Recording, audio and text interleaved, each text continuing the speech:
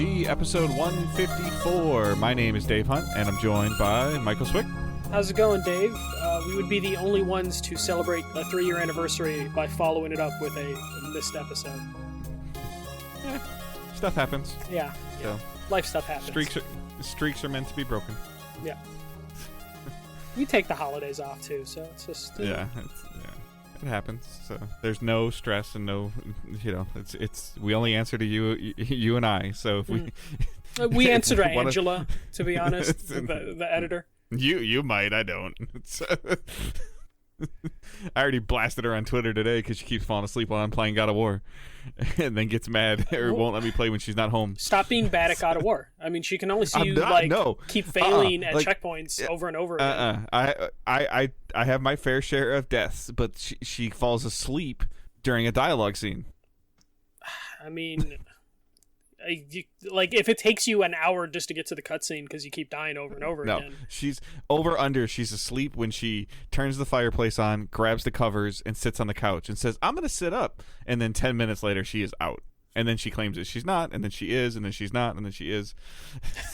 But then today, when I said, I was like, I'm just going to play tomorrow while you're at work, and she gave me the dirtiest look in the world. So I don't know what to do. I mean, if anything, she could just watch a better person play the game on YouTube. She'd fall asleep to that too, and then the phone would smack her in the face.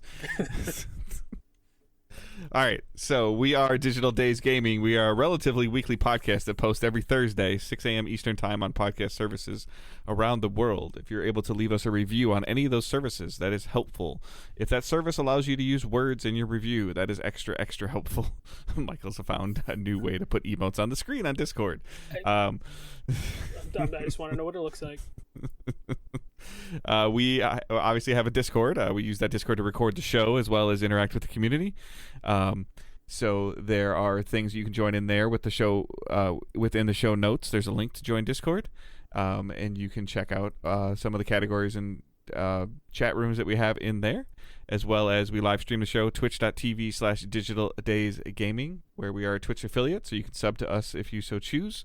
If for some reason you're getting Amazon Prime for holiday shopping, part of your Prime subscription gives you your ability to link that with your Twitch account, and while doing so, you can use a Twitch sub for free on a streamer of your choice, and hopefully that streamer is us.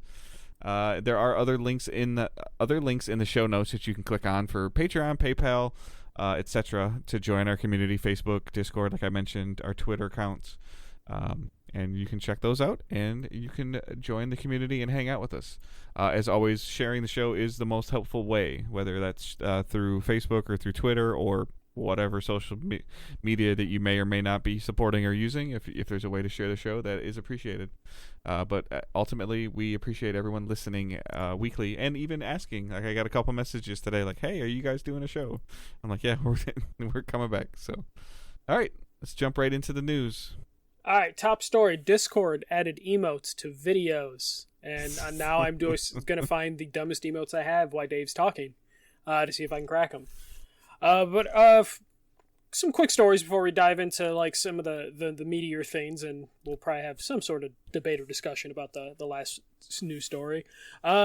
Next gen Witcher is actually happening. Witcher 3's next gen upgrade, or current gen. Can we call it current gen now? Like, it's been out for like 3 years. Two years. Right? We can say PS5 and Xbox Series is current gen. The Witcher 3 is getting its current gen upgrade. The games might not be current gen, but the consoles are. Yes, exactly. So Witcher 3 is coming to PS5 and Xbox Series S and X on December 14th. This will be a free upgrade. It'll have faster loading, ray tracing, and then they're going to integrate some mods into the game. So I guess they looked at like some of the stuff the community was doing and decided to just make that part of the game. I think the only reason I put this in here is because I feel like we've been talking about this upgrade for like 2 years, since like before the consoles came out. They were talking about doing this upgrade. I think they blamed is the bad word, but they used the issues with Cyberpunk is the reason why this was delayed. Like, hey, we're focusing on the game we just charged you for before we release something new for free or upgrade something for free. So it's constantly been discussed. It was on their roadmap. I think it was on their roadmap for what they're doing for the next couple of months and years. I believe so. Yeah. Yeah. So it's cool. Like, I think I saw something this week, whether it was Wario or Cheap Ass Gamer, like tweeting about you can buy the Game of the Year edition for like $15 or whatever, and then it'll upgrade to free for that. So if you're like me and you haven't played The Witcher, this is definitely going to be the most definitive version of the game at probably arguably the best value, because I don't think this has ever been like a Plus game or a Game Pass game before, right? It was on Game Pass for a little bit. It's not on Game Pass currently. Yeah. But there was a right. time So, it like, was. in terms of ease of access to this game, like, you know, it's my understanding, and I know you're a very big fan of it also, is that this is totally worth $12 to $16. Like, oh 100%. yeah. Especially, I feel like this game was given away for free on like Good Old Games, so like there's a chance Dave might own a copy of this on PC. He just doesn't realize it, and this definitely, like, technically, Dave, now that you have a gaming PC that can run things, your next-gen copy is available now, or your current-gen copy is available now. But this is huge for console people. I'm interested to see, like, when they talk about, like, they're integrating some mods into the game, I want to know what mods they looked at that they were like, we need to put that in the game, just to see what improvements they did, because they patched the hell out of Witcher 3 to get it, like, to the state that it was, like, more acceptable in terms of combat, because combat was very stiff, and they eventually found some fluidity. So I'm just curious to see what other things they've tweaked in bringing this out. Especially Saber Interactive were the ones that started this work, and then they pulled the work from Saber Interactive to bring it in-house during all the Cyberpunk mess. So I'm just curious to see what this looks like, because I don't think they can fuck this up, but I'm worried. They've gotten this game to run on the Switch, so running on a PS5 and an Xbox Series should be like a cakewalk, right? Yeah, technically it should be, but that doesn't necessarily mean that is going to be the case. So I will download this day one. I don't know if I'll like play it in entirety because it's a super long game, but they at least will get a day one download from me, pending the size, because God of War and Call of Duty. What would be the time frame? Like, so let's say you download this on a Friday night or Saturday afternoon, and you start dabbling with it. Like, what's your over under on, like, before you're like, oh damn, I'm committed now? Like, I would probably say over 4 hours, 4 to 6 hours. Okay. Because The Witcher at its best with almost every open world RPG, it's at its best for side quests, and I feel like you don't really dive into any side quests within a couple hours. So okay. I would need to. Is there any fear for you though? Like, is there any like if you're like, oh, if I progress farther than this, like something like this is going to pop up, and then I'm going to get hooked? Do you have that in the back of your mind? The Butcher, I forget what it is, it's been so long, but there's like the famous side quest that I know once I start that, I will end up being like, okay, let me see the side quest through, but that side quest alone is like 3 hours of content. So there's definitely some like booby traps in that game that will definitely get me. And there's so many games I need to finish up and play, just because, you know, we like to talk about our Game of the Year stuff early January, and this is coming out December 14th. So I can't really afford to be playing The Witcher in the middle of December, but I probably will. All right, next news story. Remedy confirms they're developing Control 2. I feel like we knew this. So they said they were making 2 Control games, one multiplayer and then one in-universe Control game, but they wouldn't outright say it's Control 2, but they confirmed that they are partnering with 505 Games, again, who published Control, to make Control 2 an actual thing. Before anyone gets too excited, Remedy is currently developing Alan Wake 2, Max Payne 1 and 2 Remastered, and a Control multiplayer game. And I believe they also have a horror game, like a survival horror game, that is also in development. So this could be years away. Do we know how many quote-unquote teams Remedy has? I think they're just one team. They might have like one or two offices, but right, because this immediately like gives me like Platinum Games flashbacks from like 5 or 6 years ago. I'm like, okay, we're getting is this the good Platinum Games team, or is this the the subpar Platinum Games team? Like, is this the Platinum Game team that made Bayonetta? Right, they made Bayonetta. Right? Yeah. Is this the Platinum Games team that made Bayonetta, or that made that Ninja Turtle game? Yeah, no. Remedy, I just looked them up. They only have like 300 employees. So so this is a way away.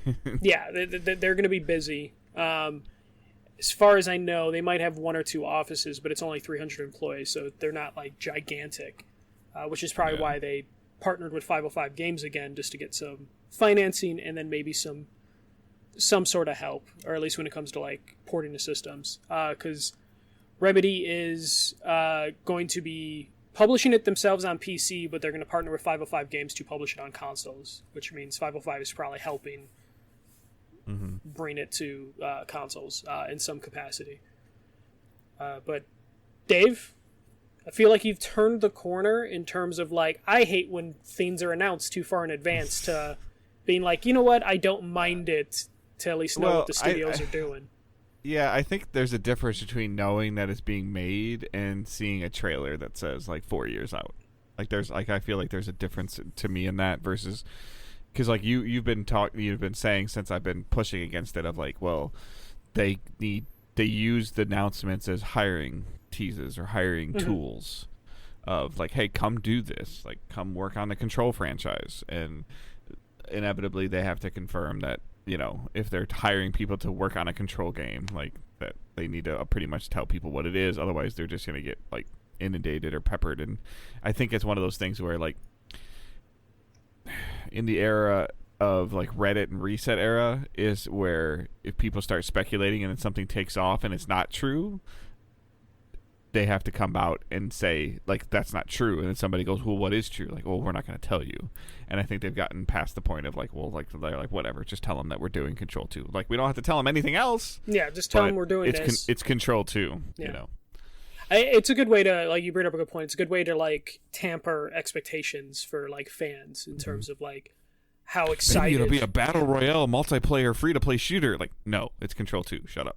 Yeah, it just basically puts everything in line to where people are like, oh shit, are they, like when we look at PlayStation Studios where people are like, oh my god, are they doing a Twisted Metal game? I don't know, no one's that excited for a Twisted Metal game, but like, like to where like you have... Are we getting All-Star PlayStation All-Stars 2? Like, and then they announce a different game and it's just like, oh, it's not what I wanted. So this makes sense to just like announce everything. I would be mad if this showed up at like some gaming showcase with a trailer of like some CG scene of the weapon like forming itself around and then says Control 2 2025. Like that would bother me more. Yeah, I think even if they would have put a date on the announcement, I would have been like, don't do that.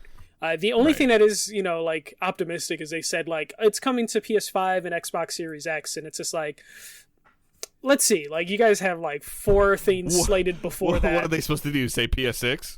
No, just say we're making... like, so when Bethesda announced Elder Scrolls 6 5 or 6 years ago, they never said platforms or anything, because now they would have gotten in trouble because they're owned by Microsoft. But, like, at the time, they just said Elder Scrolls 6 is being in development, and everyone just assumed, like, oh, cool, PS4, and then as time went on, it's like, oh, PS5?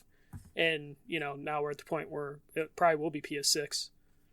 The thing that like that, Xbox, what you bring up though, the thing that scares me now is like, if for some reason something happens and their deal with 505 falls apart, or the scope of the game gets larger than anticipated and they need more funds, and it turns out to be like a 6-month exclusive to PS5 or to Game Pass or whatever, people are gonna like, well, you announced it earlier, you didn't say anything. Like, like something may or may not happen. Like, I would assume at this point they would, especially with how much work they have going, that this is strictly just so they can put the budgets in place now and just be like, this is the budget you have, and then carve out time. Because I really feel like Remedy is fighting off acquisitions which is why they keep announcing partnerships and deals with like other Oh, publishers. you can't buy us. We just signed a deal with 505 that goes through 2027. Like, we're not purchasable. Yeah, and that, you know, like they're trying to keep their independence. Like, oh, we're working with Rockstar on 2 Max Payne games. Sorry, like we can't break that deal, or you'll have to buy us out of that deal with Rockstar. So they need to have these announcements to like budget things properly. What happens, you know, when like game budgets get bigger, or like will that hurt the game or something like that? Who knows? But at least you would hope that they at least have the money secured, so if they have like a commercial failure along the way, it won't devastate the brand. But Max Payne 2 doesn't do as well as anticipated. Control 2 dead. which is something that could, you know, happen. But at least the partnerships they have, Alan Wake or whatever. Sorry. Yeah. At least the partnerships they have are with strong partners in terms of like, you know, their Rockstar deal will probably be fine, you know, and Control will probably be fine because it's a AAA game, but it's not like anyone's expecting something like gigantic from them when it comes to Control, especially with Control being kind of a surprise. Did you ever finish Control? Because I remember you did get like a decent amount of time in it. Yeah, I think I got 5 or 6 hours in, and then something distracted me. So no. Okay. I could have sworn you played a little longer than that, but it's not a super long game either. Yeah. No. But I have to see, like, to your point, like it might be on my Epic account. I have it on PlayStation. It was a PS Plus game, yeah, at one point. Yeah, but I also think it might have been on Epic, so it might be something just to mess with on the PC as well and stream. But yeah, we'll see. All right, moving on. Talk about NPDs, because you know we're in that time of year where there's not much news to talk about, so we bust out the NPDs. Yeah, NPDs aren't usually on here. So. Yeah, NPDs are not usually on here, but it is interesting to look at some of the games that ended up popping up. So NPDs, for those that don't know, are the sales for the U.S. For the month of October. Call of Duty Modern Warfare 2 was number 1, not a big surprise. Number 2, I think, is a big surprise, Gotham Knights. Because this is something that, you know, we talked about, like... Batman. Like, it's Batman. It's Batman, but they were advertising as, there is no Batman. Right. You know, I didn't finish... But it's still Batman. It's still Batman, but, like, when you look at the cover, I don't think Batman's on a cover. It's, like, 4 different characters. I think you have the bat symbol, you know, in the logo. Yeah, I don't know. The word Gotham carries weight.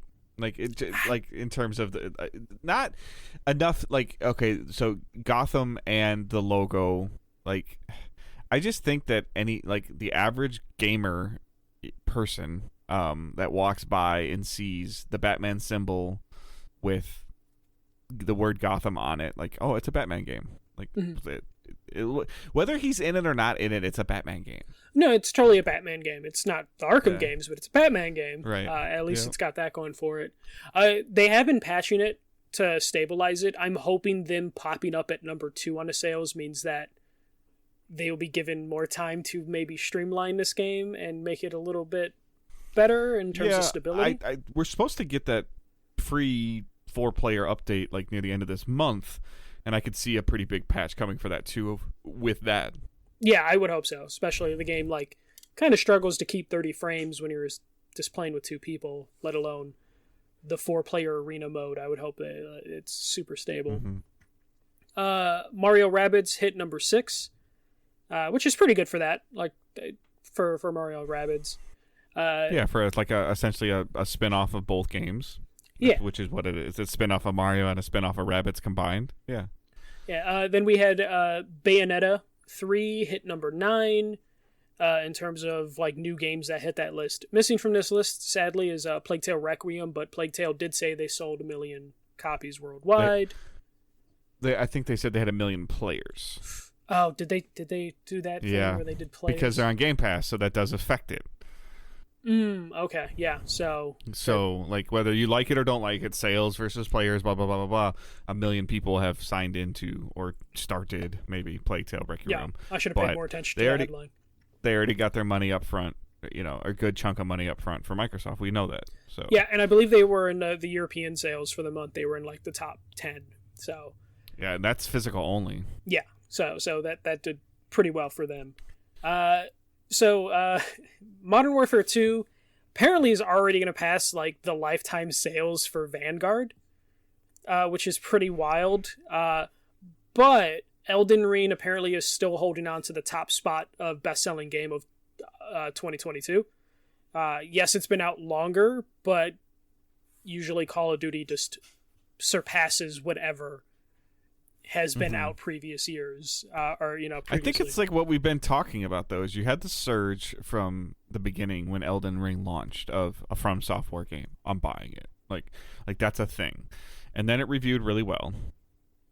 And the part of the reviews were like the accessibility for it, the entry for players is not, I'm gonna whoop your ass left and right, even though that's a whole different debate. But I understand. The perception it wasn't gonna do that to you. Had the perception of more approachable because of the world. And then just the slow burn of, whether you like it or don't like it, the slow burn of a down year in gaming.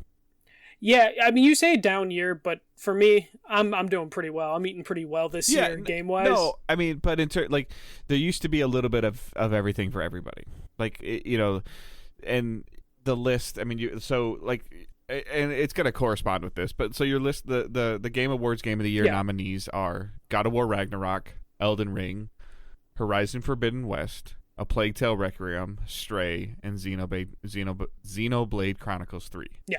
So what I mean by what I look, and I'm not demeaning this by any means, but God of War Ragnarok, third person. Elden Ring, third person. Horizon Forbidden West, third person. A Plague Tale Requiem, third person. Stray, arguably third person.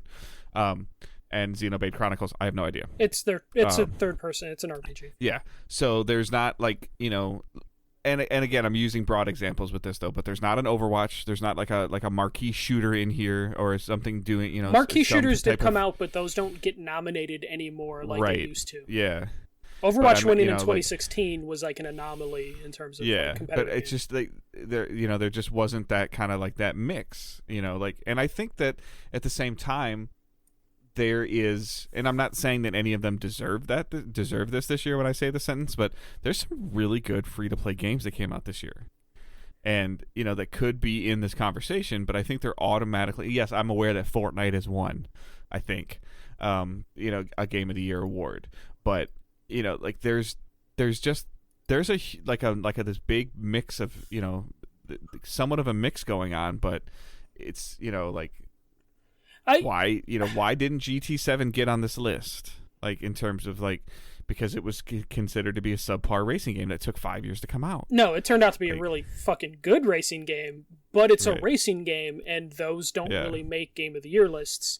I think Forza may have made it 1 year, but I also feel like with the Game Awards, no offense to Xenoblade Chronicles 3. Right. That's a throw in, we gotta have a Switch game in here. That's exactly it. I feel like fantastic game. I haven't played it, but people I know played it, love it. But I'm assuming they're we need a Nintendo representation, and then unfortunately for Xbox, they can't even get a representation because there just isn't an Xbox exclusive game. Right. Yep. Do you think that Stray is in here just as we need an indie representation?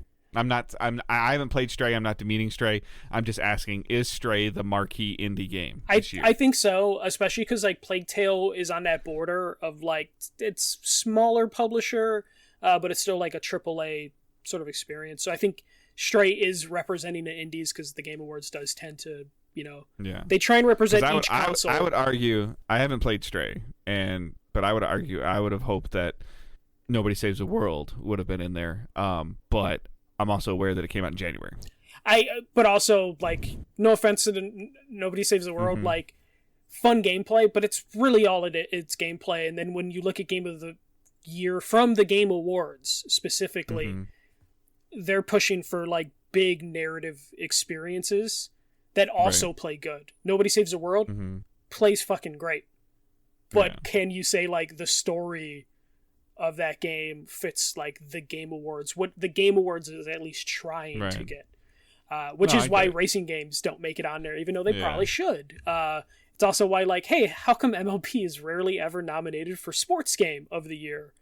at the Game Awards. It's just because they consistently do almost the same thing every year, and it's just what people expect. Yeah. It's no higher or no lower. So like when it comes to the Game Awards, it's never perfect. When I look at like what they chose for Game of the Year, that's pretty much my top 5. My top 5 games are in the Game of the Year award as of right now. I'm sure stuff will slide in there. Yeah, I'm just happy that I for sure have beaten one. I'm playing one currently. Will beat it.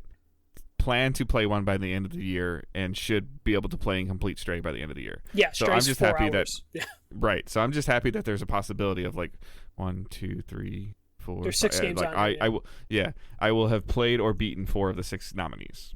Yeah, like and that's good. Like, and Elden Ring, if we hop back a little bit to NPDs, will probably hold on to like the all-time sales for 2022 because of this is only going to help it. Yeah, no, that's what I mean. Because of this, the nomination and then the award show and holiday sales. Because as far as I know, Elden Ring hasn't been on sale this entire year. Like if it was, maybe not that I've seen. Yeah, and maybe nor $10. do I see it being on sale for Black Friday anywhere. But if they are going to put it on sale for Black Friday, holy shit, will Elden Ring clean up? Because I could see it going on a sale right after Game Awards or during Game Awards week. Like they do that. Like Steam does the Game Awards sales And I have a feeling because Elden Ring, I believe, was announced at the Game Awards, or at least at one of Keighley's things, we're probably going to get the DLC announcement at the Game Awards because everyone just always looks forward to like the expansion that From Software which might mean like a deluxe edition available January 15th, which is everything for $50 or whatever, $60, you know. Which means Elden Ring will probably still be able to squeak out, which would be, I think, the first time anyone's beaten Call of Duty in like 15 years. Yeah. Outside of Grand Theft Auto releasing, whenever Grand Theft Auto released. The 6th version. Yeah. So this would be pretty big. But like, I was happy with the Game Awards stuff. There's some weird stuff like Sifu, which is one of my favorite games. Like, if I were to make, my nominations for Game of the Years, I would probably take out Xenoblade Chronicles 3 and put Sifu in there. But Sifu was nominated for Fighting Game of the Year. And it's just like, that's an action-adventure game. That's not a fighting game. If anything, it's so weird when those lines are getting so blurred now. Yeah. Yeah, and I didn't realize, like, until you read it out, of just like, are third-person action-adventure games, like, when are we going to get burnt out on those? Because that's currently the problem, like, kind of people have with PlayStation, is that's all I have with them. Yeah. Yeah, I mean, that's where, I mean, I'm loving, I'm enjoying God of War. I enjoyed Horizon. I've enjoyed all the Uncharted games. I've enjoyed Last of Us. I've enjoyed Spider-Man, but they're all the same. Like, I mean, they're not, but they are. Like, it's the Ubisoft problem, where, like, all of the Ubisoft games were, like, the actual same formula. The difference is right now with like the huge difference is that Sony's ability to tell a narrative story is just leaps and bounds above everybody else. Yeah, no one can touch them. And honestly, when I think about it, like, the last exceptional first-person shooter or first-person game was Titanfall 2. Titanfall 2. Yeah. Well, I don't know. You'll get an argument from me of cool storytelling from Destiny, but they're in smaller chunks. Yeah, dude, we're talking about expansions over the last like 6 years. Yeah. But if we're talking about like game that was released, that was like it's Titanfall 2. Yeah. Which I just wonder if that's just like either it's too difficult to make like a compelling first person shooter, or if it's just where the market is, where the market just wants third person, and when they see first person, they just assume this is a competitive game. So yeah, I mean, there's definitely like perception. Yeah, I get it, and it sucks, and I hope that somebody can do something cool like Dishonored did, and like Deathloop tried. It was so close, so close. But I know, but I mean, just it's like, didn't do it all the way. It didn't take it to the goal. So like I don't know, like really what are we really talking about? First person, third person, and then what do you throw like asymmetrical in there? Like the terms of like what we're getting are so different now. Like it aren't different. It's just I don't know. I'm just getting just irritated with the over the shoulder.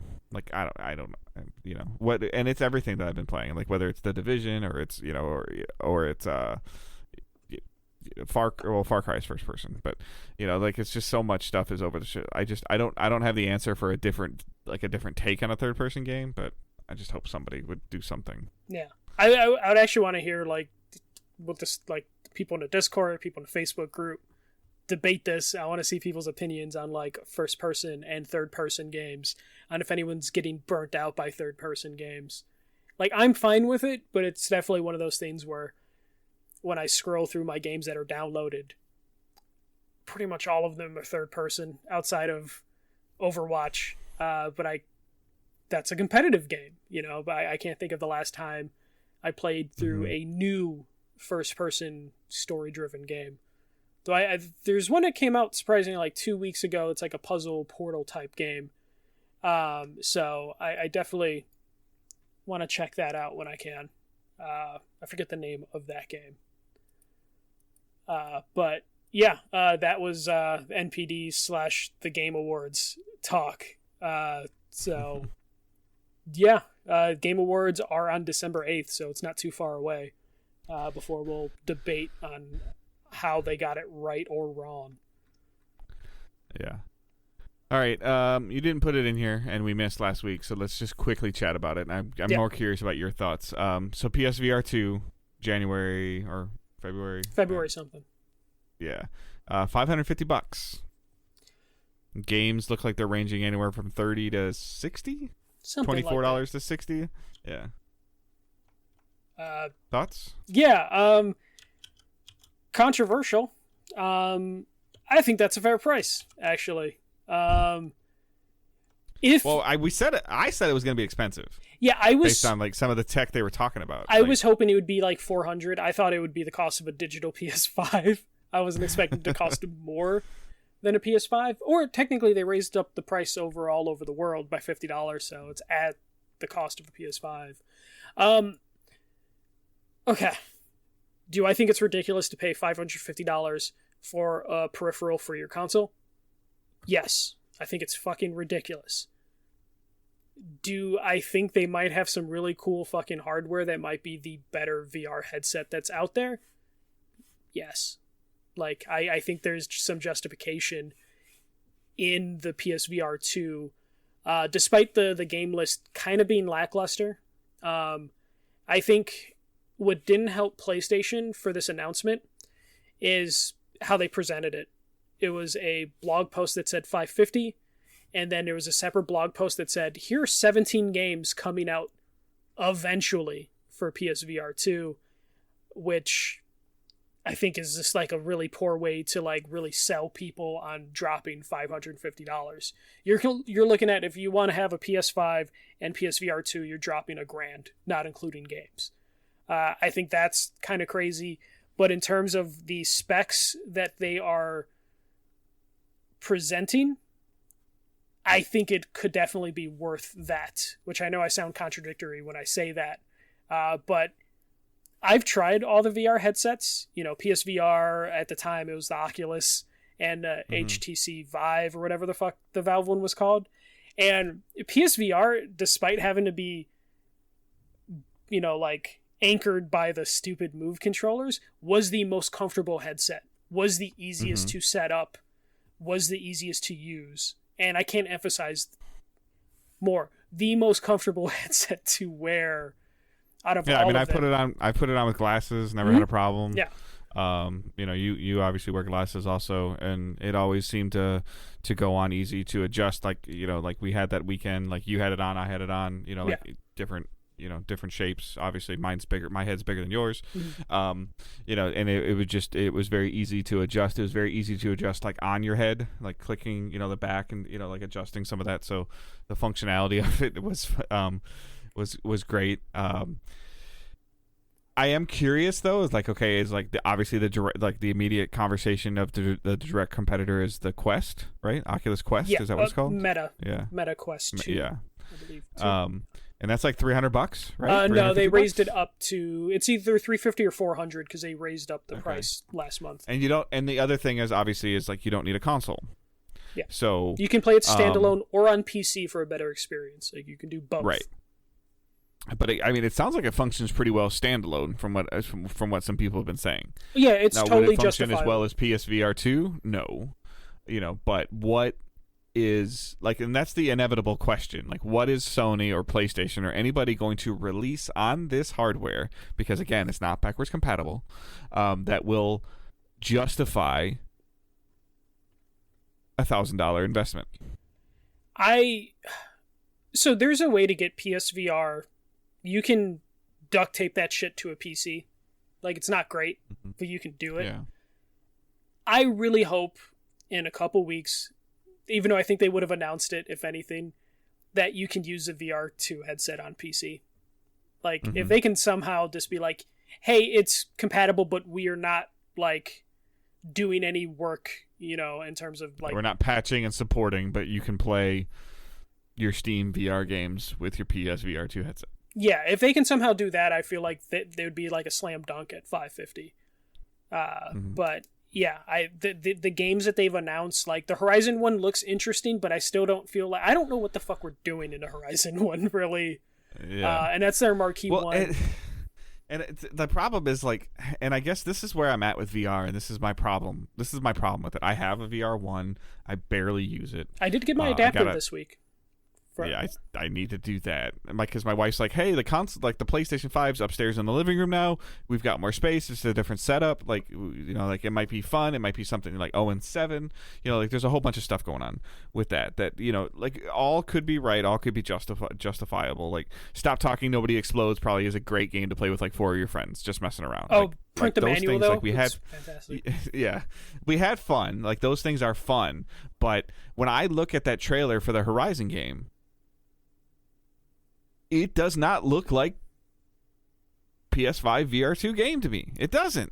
So it does to me, but I still don't know if it's like, do I need that experience? Do I need that in VR? Is my thing when it comes to that. But I agree. Like, I don't think they've done enough to present, like, I don't need this day one. I got the invite to pre-order it, but I'm just like, no, I there's no reason for me to do it because they have not shown enough things to justify. So I'm not saying no to PSVR 2. I'm just saying not right now. No, yeah, not right now. We'll have to see what the support is, but I really want it to be successful. Like I want this experience to be amazing. I want to see some kick-ass game from it. Like I want to see something that's on a narrative-driven area of Last of Us, Uncharted, God of War, like we just talked about, like to where like I don't want to take the headset off. And before anyone says like, well, there hasn't been that experience on regular VR, Oculus or whatever, Half-Life Alyx is that experience in terms of like, here's a high quality VR experience. Well, and let's be real. Like the difference is like any company that's making a game for Meta, it will make the game for VR too. Like, they will. So, I would assume. I don't see why they wouldn't. Yeah, it's easier now that the Move controllers have been removed from the thing. Correct. Yeah, that's what I'm saying for VR too. So, if something is compatible, if a third party is making a game for Meta, then I don't see any reason why that game would not be on PSVR 2. Like, I don't see any difference. Now, the point that I'm trying to make is now what we've always talked about between the Microsoft battle and the PC battle and the Sony battle is, okay, your must-have exclusivity. So what is Sony going to bring out, Sony directly going to bring out that makes the PSVR 2 worth it? And right now, Horizon is one notch in a belt that needs like 8 more. And that's why they started last year to acquire VR studios. But the only problem is they just started to acquire them last year, which means we're probably it's the same the same cycle we're having with this live service games of like there was a report like 2 weeks ago that somebody left Epic that it was like the kingpin of the Fortnite Battle Pass system, and he's working for Naughty Dog, and it's rumored that he's working on Factions 2. Awesome. I've been talking about that for years. Great hire. Should have been a year and a half ago, not when this game is supposed to come in March, April, or May. Like, which in our head is just like, okay, they acquire Bungie, they'll probably have Bungie people look at it so we could delay the game in our heads a little bit longer, and then they could just get the Epic person. It's just like, okay, we'll delay the game again. Or Bungie told them, hey, what are you doing about this? What are you doing about this? What are you doing about this? And Naughty Dog's like, oh, we don't have anybody for that. And then they go find him. Yeah. Okay, great. Awesome. Again, the guy, like, Battle Pass system, leads me to believe free to play. Like, we've gone back and forth on what Factions 2 is or isn't going to be. But those core foundations are supposed to be implemented into the gameplay loop. I would hope the gameplay loop for Factions 2 is much farther along right now than so who knows how hard or easy that is to integrate into your UI, into your systems. And also, sometimes this is just this own independent page, but it's one of those things where we find out, like, circling back to earlier, like in the news, like, okay, we know Control 2 exists. We know Factions 2 exists, but to what extent? Like, and everybody says it's going to come out, or the rumor is it's supposed to come out by the end of this fiscal year, which is March or April of 2023. It's December. It's almost December. Like, you gotta, if you're gonna portray this game, and especially if it's gonna, unless you're just trying to do an Apex style shadow drop. But even then, like, the YouTubers would have leaked it by now. Like, they would have play tested with streamers and YouTubers, and we would have seen the leaks by now. We get, like, Apex leaked a little bit before it, like, shadow dropped. So it's just like, we would start to see leaks if it was being, like, tested somehow. Or it would be one of those things where, like, wait a minute, the top, 6 out of the top 12 streamers are all on vacation the same week? Come on. Mm-hmm. Yeah. It's definitely a way to, like, scrub that data. Or scrape it. Yeah. Yeah. So, I don't know. I was shocked at the price. Like, it just kind of, like, it was more just, like, I'm not saying it's a good price, I'm not saying it's a bad price, but there was just sticker shock. Well, because they didn't present it well. Again, it was just a blog post, and then I don't even think the blog post talked about games other than Horizon. Right. Well, they have to tell me, like, who's, like, some, like, I just want to put the thing on and make it and work and play cool stuff. Like, they have to tell me why it costs $550, and I don't feel like that they've done that. And I don't want to hear, oh, it's too hard to put in a video games in VR. It's just like, I understand that, but you can still do a trailer, damn it. You can still show stuff, even if it's difficult, to, like, even if you showed me, it. like, the cross comparison, like, oh, this is what this game looked like in VR1, this is what it looks like in VR2, like the split screen thing, like, you could do that, or what the controllers allow you to do, like, that you couldn't do before, like the little trailers they put for the DualSense where, like, the triggers were being pressed and, like, you'd see, like, the patterns and stuff like that. Do something like that. I'm sure we will get that eventually, but I really think you needed that if you're going to eventually announce. It's coming out in 90 days. No, I know, but, like, I'm saying, like, you really need that for your price announcement, because it also doesn't sound like they've had, maybe they fixed their queue system, their invite queue system, but it's kind of gone live this week, and I'm not hearing anybody complain. So that either means A, there's not a lot of competition, or B, your queue system is running really, really well. No, so your queue/invite is running, and I've heard that the queue invite system has gotten better over the last year. It's gotten better. The PS5 invites. It was a little broken the first run because they did multiple runs. They learned that. Where, like, in the same day, there was like, hey, you're in the 8 a.m. slot, you're in the noon slot, you're in the 2 o'clock slot. But there were people that were able to purchase out of order, or they got an invite that didn't work. But it was smoother than what they've done with, like, the PS5 queue system. So they've gotten better. We all were beta testers for this moment. But yeah, that I guess that was the news. I think that was, like, the biggest thing we missed while we were gone. Yeah. All right, so nothing's, it's November, so nothing's being delayed because nothing's been announced. Still looking at you, Midnight Suns. I don't believe you. I saw a launch trailer on YouTube today. I saw a launch trailer. Same. All right, so we'll hit up what we're playing and watching really quick. So for me, because I know Michael's is a little shorter, but for me, it actually, you put the Destiny Ghost on your thing, and I didn't play Destiny.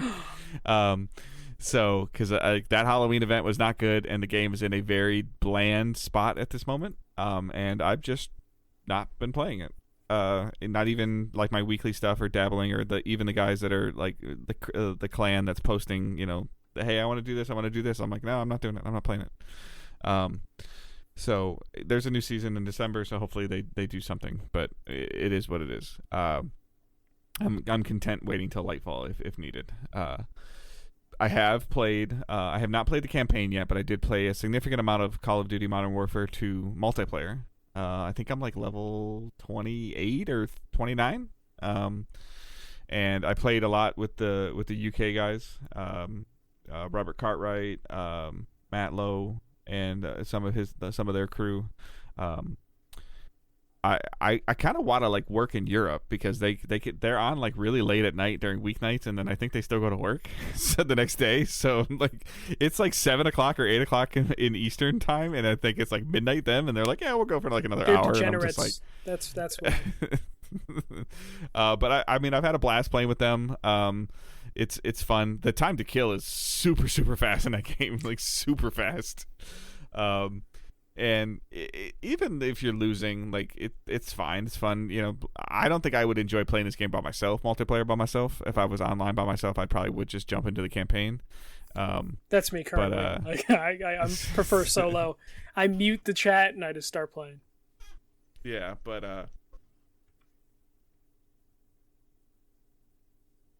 it's like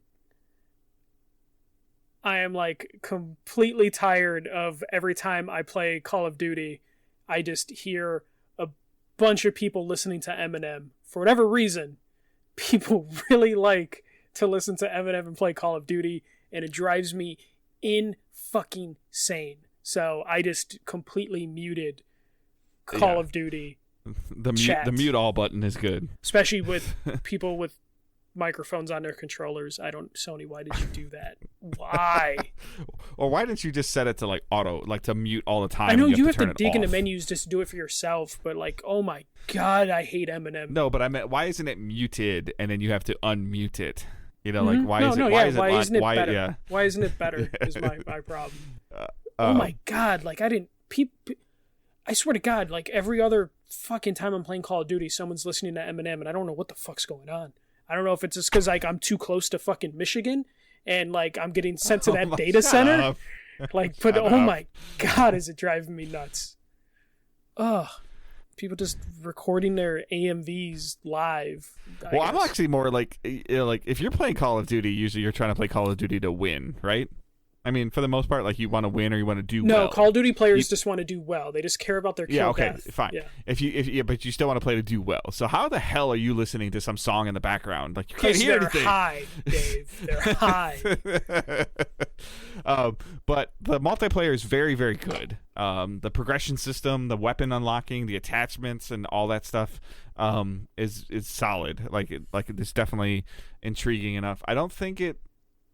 Currently there's nothing going on that's like making me like try a bunch of other weapons. I feel like I found like something that I'm comfortable with and I kind of just stick with it. So, you know, like that's kind of a little weird to me. I would like, yeah, there's like the daily objectives, like, but I don't care. You know, like I don't know why I don't care. I just don't care. You know, because for the most part, like I'm not like a super try hard with it, but I mean, I'm hearing really, really good things about the campaign. So I definitely want to check that out. I think since last time we recorded, I haven't gone back to Gotham Knights at all yet, and there's no reason. I don't have a reason for it or against why. It's just I haven't yet. I said that out loud today, like, oh, I got this brand new PC and I'm not using it enough yet. Other than the fact that it's making recording the podcast way easier, like so much easier. Like OBS for like streaming and recording just opens and works, and I don't have to like close it out and reboot or anything like that. Everything just works. But I am about 7 hours into God of War. I'd be a lot more in if Angela didn't like make the law that I can't play the game unless she's at home. And she, like I said at the beginning of the show, she keeps falling asleep. But the first thing that I'm gonna go a positive and a negative right away. So the positive is I think Kratos and Atreus move super smooth. Like the way that they they're running and you know the traversal and how they move, it feels great. I also am not a fan of, especially like this is what we've been talking about for a while there, where we sometimes get a behind the curtain look at like game development, or we hear about certain things of like, hey, you know when they do like the corridor thing, it's really like a hidden load screen. Yeah. there's a lot of corridors in God of War Ragnarok. And I think that is because it's on a PS4. Yes. So now don't get me wrong, like they handle them really well. There's good dialogue between Kratos and Atreus and other characters that are going on during those corridors. But it is, I'm getting annoyed with. Do you remember when they're like, you don't see a load screen in God of War 2016 or 2018?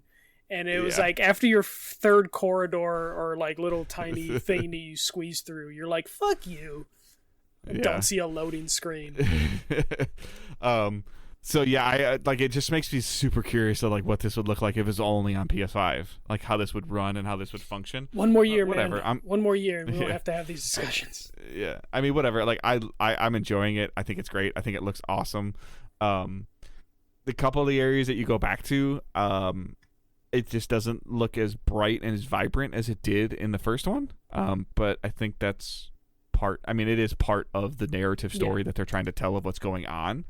The couple of like random screenshots I've seen on Twitter that look like people are much farther along in the game than I am, are really cool looking. So and I think it definitely livens it up. The thing that and I started thinking about this when we heard about the Kevin Conroy passing, the voice of Batman. One of the things I remembered that Arkham Asylum particularly did was the progression, the live progression of your character. Like Batman started looking worse as you got farther and farther into the game, in terms of his cloak or his cape being tethered and his suit kind of getting beat up. And then the reverse in God of War 2018 is Kratos started looking beefier as he went through with better armor, and then he got Leviathan. Yeah, well, no, I meant like with what he was getting, like his axe in the blades, but now he has all of that. So there's not that visual progression. I don't know if that visual progression is or is not going to be on Atreus. I'm not far enough in. Weapon wise, are you mostly Blades of Chaos or using the axe? I'm actually switching. Pretty regularly. I'm finding things that are more like, I'm finding scenarios that the blades are more, or the smaller, quicker things that move around. The blades work better, and then the things that I want to do like significant damage too quickly, like the axe is there too. Yeah, because I remember the first game, when you finally get the Blades of Chaos, spoilers, like it was like really cool to see them again, but I was still like in love with the axe, where I was like, oh, the blades are cool, and I just put them away and I just started to throw my axe. I enjoy the blades more in both games, and so I enjoy them more. But I can definitely see that the blades do, it's the same thing. It does, 10 hit points for every swing, and you can get 10 swings off in the same time that one axe swing does 100 hit points in the time it takes to get 10. Blades. When you line enemies up with that Leviathan axe, and you just throw it, and you line them up again, pull it back. So good. Yeah. So. And again, like I'm also a little concerned that I'm worried that I'm spending too much time in the menus, like looking at like artifacts and ruins, and I'm playing God of War because I want to play the story. Like they're like, oh, you can go over to the right and explore. I'm like, nope, I'm going over here. Like that, but that's just kind of how I play games right now. And seeing some people on my timeline that have completed it and are talking about like 30+ hours, I'm like, oh boy, like not. I love the story that they're telling so far. It's super interesting. It's super intriguing. I know that Michael's had some stuff going on, but we do intend it will be post Thanksgiving that we do like a spoiler cast. I don't even know if you get some extra time off for the holiday, but you probably will catch me if you do. Yeah, I do. Yeah. So I hate you. It's nice, but I don't know what to do with myself. Yeah, I'm gonna wake up on Black Friday and just be like, "Fuck, I gotta go to." No, I don't. It's gonna be weird. I might actually do Black Friday shopping this year on your phone. No, I might physically go to a place and just look at the coworkers from my old job that I hate and be like, "Haha, motherfuckers." But we'll see. Yeah. So, but yeah, we definitely will do a spoiler cast for it to break down the story and talk about it. I mean, I'm only like 7 hours in, so that's as much as I can I'm speaking very, very bland, very, very basic right now because A, I'm not trying to spoil anything for you, Yeah. and B, I'm not trying to spoil anything for our listeners, listeners or viewers. So. And then I just, last week, you guys can check my Twitter to know what was going on with me last week, but like between that and then also I had to download the game 3 times because my download kept getting corrupt every time it tried to patch the game while my download was going. So I finally have it downloaded. I'm just gonna dive into it this weekend. And again, there are some people that do call me out for this, so I believe in being full disclosures with everyone. I am playing my playthrough on our DDG account that we use, so that's why you do not see my PSN account playing, and I don't have any trophies on my PSN account. Yeah. So before anybody goes, he hasn't even played the game, like I have, and no, you cannot know the DDG I hate PSN when people because I don't want you bothering me. Yeah, I hate when people look at trophies. It's so dumb. That's why all my trophies are private, because it's like, fuck off. Yeah. Like. So, like, yes, like, in terms of a cost-saving standpoint, Michael and I game share our game, and I play on the DDG account, which I do use for other things, and I have used for other embargoed content, so that's why you will never see that account. Yeah. But, yeah, I also have, I haven't had it, I've messed with it a little bit. Turtle Beach sent over their new cloud controller for the Recon. They sent me 2 controllers. I talked about the Recon controller a couple months ago. That is the controller that you can plug like any kind of headphones into, and it does all the equalizing and the bass building and stuff within the controller. I reviewed that, I believe, a couple months ago. The Atom? Something like that, yeah. Yeah, and now there's a mobile cloud gaming one that comes with a phone clip for it, and it's a really kind of heavy controller, but it's essentially it is the exact same controller, except for it has a nice phone clip, spring-loaded clip that you can also use as a kickstand, and it also will do some of the sound enhancement stuff. So if you're using like wired headphones, like I don't even know if those they actually have that Apple connector on them now. So if you're using anything that you can plug into the controller, you can get the benefits of like some surround sound, some virtual surround sound, and some equalizing, as well as they sent me the grips that attach on the side of the controller, similar to like the Razer Kishi, except for this one doesn't have the band on the back. It's 2 independent pieces that hook onto the controller, and again, it's a little bit spring loaded on the top onto the phone. I'm sorry. So there's like a left side and a right side that spring load or like that. It's like Joy-Cons for your phone. Yeah, and they're not connected by a strap, which is nice. The Kishi and the a different knockoff controller I had did that, and then so these connect via Bluetooth, so they don't even really have to be like plugged into your phone, and they similar to the other ones that would plug in through the USB-C port, and then these so they can fit on multiple size phones with cases, and you don't have to worry about like the width of your phone and stuff. So they're actually pretty good. I need to mess with them a little bit more. And find out how well they function, but I will try to get some pictures posted as they just came out this week, or came out last week, so that's why I haven't only been able to talk about it, but I haven't really had a chance to mess with them too much. So I watched that show on Netflix, that Blockbuster episode, or that Blockbuster show. Heard it's disappointing as hell. Yeah, I kind of did what you did and kind of hate watched all 10 episodes just to get through it. It's in my queue. I was looking forward to it, and everyone was like, it wastes its premise. And I was like, fantastic. Yeah. I'll rewatch Boy Meets World. Yeah, so, that's where that is. And started episode 1 and 2 of Mythic Quest Season 3. Still kind of hoping for Ted Lasso Season 3 to come soon. I know Xbox Game Pass is doing 3 months of Apple Plus. And I really need Mythic Quest to finish so that I can trigger that and hopefully get Ted Lasso in there too. I don't know how many episodes this season's going to be, but episode 1 and 2 are on Apple Plus. So and it's interesting to see the direction that they're going. Some of the reviews that I've seen, like the Cliff Notes reviews that I've seen, that people are speaking highly of it, but I haven't read them to see if they've seen all episodes. They might have. So, yeah. Well, they were renewed for Season 3 and Season 4, which makes me think that will be the end of the show, Season 4. Okay. So, I'm looking forward to that. But I'll wait till the season's over, because I that's what I did for the first 2 seasons.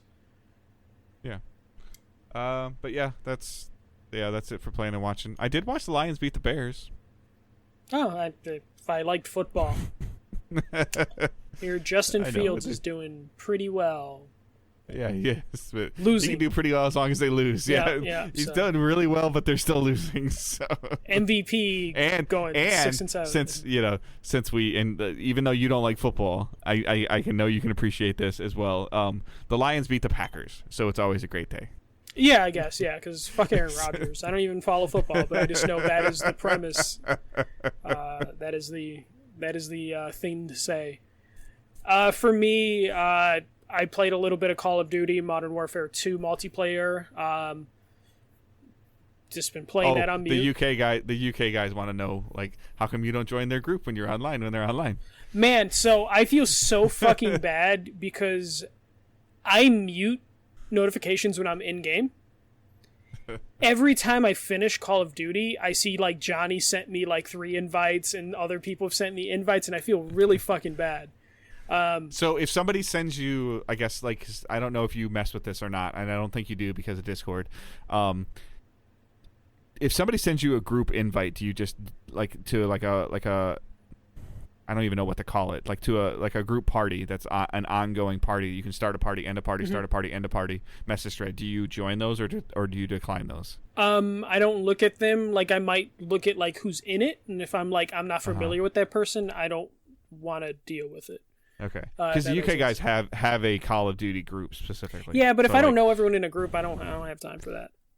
I don't want to see notifications for that. I don't want to get notifications like once I leave the game, because that's usually what happens. It's like I quit the game, and then you can turn notifications off on your phone. I don't think you can pick your notifications on PSN. I just know you can like mute them so they don't pop up when you're in game. Okay. So like usually I don't see any of my invites. Like I might see them on my phone, but I don't actively look at my phone when I'm playing. I just feel real bad because every time I'm playing a game, I'm like tunnel vision, and then Johnny's a boy like, I just want to play Overwatch with Michael. You don't want to play Overwatch with me though, because like you will get frustrated with what I'm deciding to do, and then I'm gonna mute my teammates when I'm playing, because I don't want to hear like some random healer being like, play someone else, being like, shut the fuck up. So like I'm the worst one to play like Overwatch with. Call of Duty, it's fine, because Call of Duty you can lone wolf that game. So I've just been playing those 2 games. I will start God of War after. I mean, it's downloaded now. As long as it doesn't break on me the 3rd time I load that game up, I'll be good. But that's pretty much all my video games. So your buddy wants to know how Bronze is feeling. Fuck you, I'm not in Bronze. Oh, that's Sarah that said that. Sarah, I didn't mean that, Sarah. There's a reason I didn't say who said it. I don't have the chat open, you son of a bitch. I'm in platinum and gold right now. You're not the only one that controls certain people. Yeah, I'm in platinum and gold. Okay? Remember how earlier in the show he said we listened to Angela? Like, yeah, we'll see what happens when he's done recording. No, she knows the bronze attack is she's gonna bronze something. I'm in platinum, and you know that. Barely in platinum, but I'm in platinum. Spray painted platinum. I'm going to try for diamond this week. So we'll see what happens. All right. So questions and comments using hashtag AskDigitalDays. You can send us those whether on Facebook or on Discord or Twitter. So Roy Gibbs sends say great to have you guys back. Thank you for the support during the Extra Life Marathon a couple weeks ago. I went 26 hours straight this year. His question is, what is the longest gaming session you have ever done? So well, I've done Extra Life before, so I would say 20. I'll be nice, 22 or 23 hours. I think I fell asleep for a half hour here or there before in the middle of the night, dozed off. But I don't know how long. I've talked about this before. Like, I've done a long time. When Destiny 2 launched, I did a long stream to where like my PR handler texted me like, dude, have you eaten? Like, he's like, I've been kind of like checking in on your stream, and you know, like, I went to sleep and you're playing, and I woke up and you're playing. Like, did you go to sleep? So like, that's been a while. I don't have an exact hours on that, but I have played games for 24 straight hours. So Yeah, I've done 24 to 30 hours in a row. Back in like high school, college days, we would go to this. It's still around now, but Ignite Gaming, a Chicago like LAN center. They would do all nighters. I think you'd pay like $30, and then they would just keep the doors open for 24 hours, and you'd have access to whatever was in the building. And that was during like the Call of Duty Modern Warfare, OG Modern Warfare days. So we would play Call of Duty Modern Warfare, Left 4 Dead 1, and then Counter-Strike Source. And we would just play those 3 games for about 24 to 30 hours. So I have stayed up for 24 to 30 hours. So there was just like a lot of Coca-Cola and balls. That's an energy drink, Dave, in case you freak out. There's a lot of energy drinks and Coca-Cola to stay awake for 24 to 30 hours. But longest I've stayed up since then playing video games, I mean, the first Plague Tale, me and Sarah played that in one 12-hour sitting. That's probably the longest we played a video game since, like, the 24-hour or 30-hour days. I would love to do Extra Life one day. I could definitely keep myself entertained for 24 hours. Well, Angela's been hinting at it too, and like I've said this to you, but I need her and I need an excuse to come to Chicago. Like, yeah, so yeah. And I need space. I think it totally. Yeah, I think it totally. Well, we could just rent an Airbnb. I think it could be something we could totally try to do one time. Whether it's you teach Angela, you and Sarah teach Angela and I like how to play certain board games that we try to stream. Like just to mix it up. Yeah. Because like I know that you enjoy board games and I've never really like played them. So I think that we could do something. But to be honest with you, if we did something like that, I would almost say like 12 hours on Saturday, 12 hours on Sunday. Like I'm not doing 24 straight. And at that point, I would say if we do Extra Life next year, it would be you from your place, me from my place, and it would be 12 hours each divvied up. So then, like that would probably be the best way for us to do it and keep ourselves like sane, as opposed to like I've been locked in a room with Dave for about like 24 hours before. Eventually, Bar Rescue gets turned on. Don't know if a full video game competitive or co-op would happen. Eventually, we're just watching Bar Rescue. I think that's how it usually works. Totally, like a whole like It Takes Two game. No. All right, Stefan Wren writes, do you think production values for TV shows are increasing year over year? Shows like Rings of Power and House of the Dragon are near film quality now. Do you think that we are in the golden age of television? I'm going to let you handle this because his 2 examples that he's using, I've tried to watch Rings of Power and I can't do it. And only because I'm not like Lord of the Rings just doesn't appeal to me like it does to other people. I don't know why, including my wife. And the same thing with I can't even think of the name right now. Game of Thrones and this one. I think that in terms of like we talked about, like some of the shows, like not that like Mythic Quest or Ted Lasso or any of these shows are like top tier, but I think that the quickness that we're getting some really good shows is great, but the quality, like, I don't know. So budgets are definitely getting more expensive, but I don't necessarily think that means we're in a golden age just because budgets of TV shows are really high. House of the Dragons is really good. The Lord of the Rings show, as far as I know, I can get like 50-50 in terms of like some people I know love it, some people I know couldn't get past the first episode. I would probably say the golden era of television would probably be the early 2010s. Just because if you just look at it, it's just like you had original Game of Thrones when it was good. You had like Mad Men, Breaking Bad, Walking Dead when it was good. But then you also had like comedy shows like Community, Parks and Rec, The Office, all during like that era. Dexter was kind of in there too, right? probably ended around that era, but yeah, it was in that like that range. It was like I guess like I'm not to cut you off. I'm sorry, but I guess part of it like you'd hear about like if you came to to school or to work like on a Wednesday morning after a show was on Tuesday night, and you'd have to like kind of do this thing like no, I didn't. I had to do dinner, or I had too much homework yesterday, or I was working last night. Don't talk to me. Like I don't feel that right now. I feel like we had that for a little bit with like Mandalorian and WandaVision, but that was only like I felt like that was more in my social media inner circle.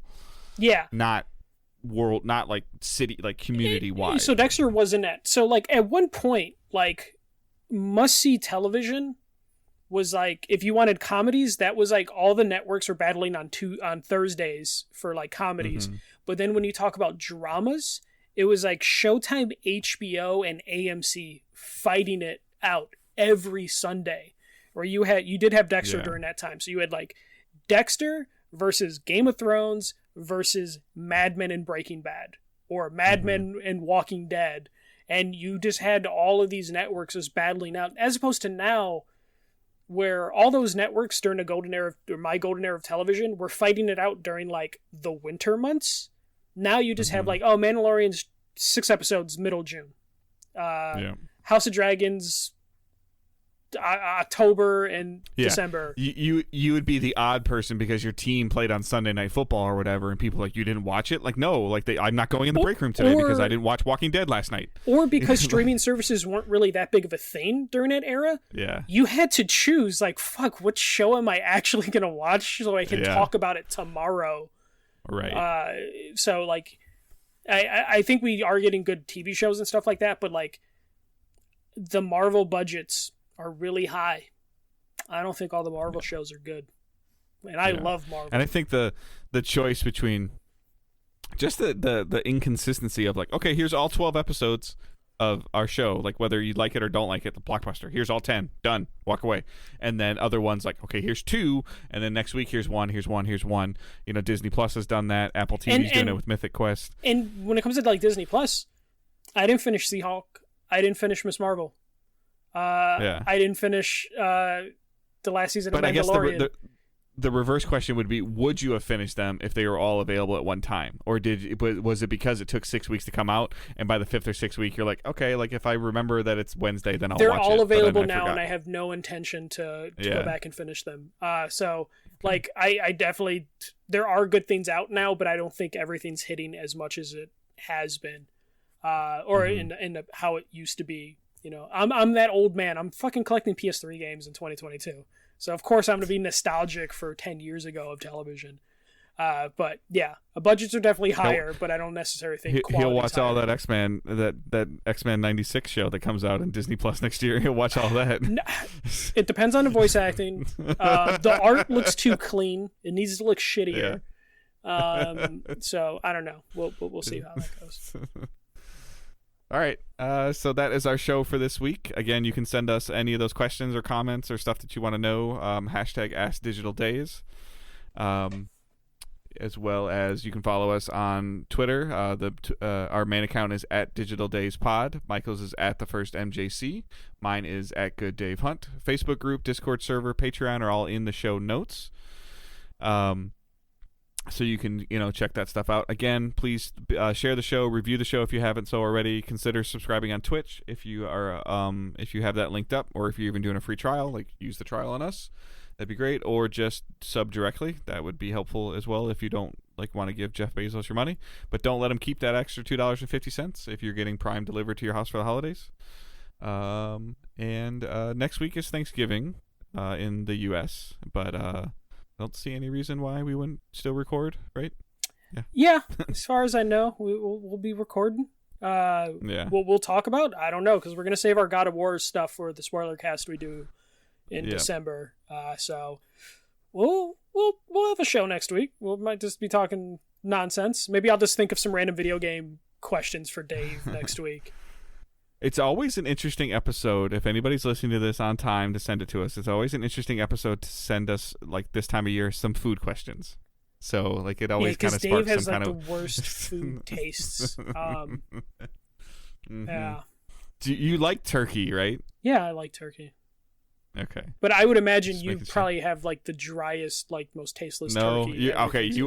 You've already cursed at Sarah. Your and beard you are is more going to seasoned get than my me. wife. My wife is going to drive to Chicago, and because she won't even let me try to attempt to brine a turkey with her, because she's like, I don't need to use brine. My turkey tastes good enough without it. I'm just not gonna. Is there gravy? Is there gravy of some sorts? There can be, but it doesn't need gravy. Are you sure about that? It does not. Okay, I need to see pictures. I'm not questioning Angela. I'm not questioning you. I'm questioning Dave, because Dave didn't even know like if he liked like well done or medium rare steak. He didn't know what type of steak he liked. So like I can't trust Dave when he talks about food. For the record, there is a YouTube short or a TikTok out there that talks about like I download my information to my wife, and my wife is the cloud, and I pull that information down when I need it. That is me in my life of like, I tell my wife something or she processes information, and then she gives it to me when I need the information. So yeah, I just can't. I like if she was on this call, I would believe her more than I believe you, Dave. I'm just saying. Yeah. Yeah, see, like even Sarah's like, like you don't like mashed potatoes, so you can't comment on things, and you don't eat mashed potatoes. Mashed potatoes are disgusting. Like, yeah, I still have my teeth. Like I don't need my food pre-mashed. Oh my goodness. So, all right. I hope everyone has a great week. If for some reason you're listening to this prior, if you're behind and if this is your Thanksgiving week or you're driving somewhere, please drive safe, be safe. Have a great Thanksgiving. If not, we will talk to you guys next week. I hope everyone has a great week. Keep moving forward. Don't be a dick. See ya.